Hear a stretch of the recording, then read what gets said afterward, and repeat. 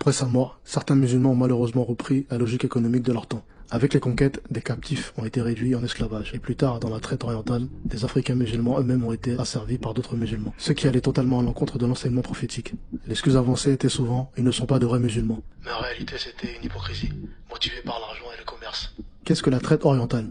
Elle alimentait le Moyen-Orient, l'Afrique du Nord, l'Empire ottoman, la Perse, l'Inde et même la Chine. Des Africains ont été déportés par ce réseau souvent via la côte Swahili, Tanzanie, Zanzibar, Kenya, Mozambique.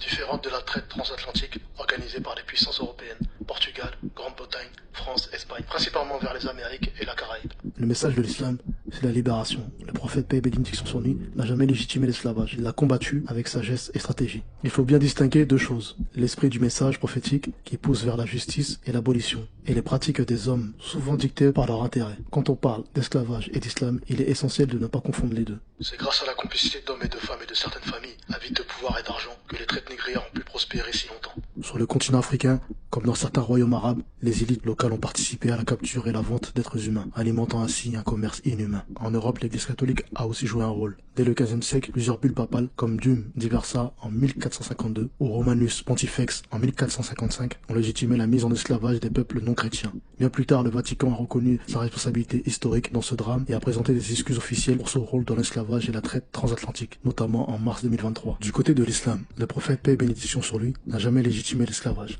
Il a au contraire encouragé l'affranchissement et la justice. Mais après sa mort, certains savants et dirigeants ont tenté de justifier le maintien de ce système, souvent par intérêt économique. Ces interprétations ont été combattues par d'autres savants musulmans qui ont rappelé le message originel de libération. Au final, cette tragédie qu'est la traite humaine, qu'elle soit atlantique, orientale ou interne à l'Afrique, nous rappelle une chose. Ce ne sont pas les religions en elles-mêmes qui l'ont voulu, mais l'homme de tout horizon qui ont trahi leurs principes pour l'argent et le pouvoir.